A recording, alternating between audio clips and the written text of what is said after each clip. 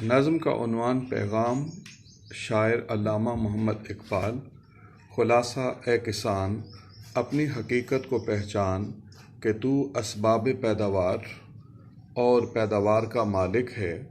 تو راستہ، مسافر، رہنما اور منزل ہونے کے باوجود کس کی تلاش میں سرگرداں ہے؟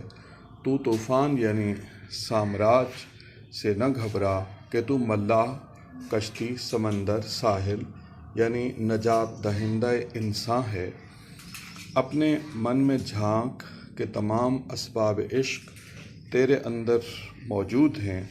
افسوس کہ تو محتاج ساقی ہو گیا ہے، جبکہ مے اور مینا تیرے پاس ہے۔ شعلہ بن کر غیر اللہ کا معمولی وجود مٹا دے۔ اے بے خبر، تو جوہر آئینہ ایام اور حامل قرآن ہے۔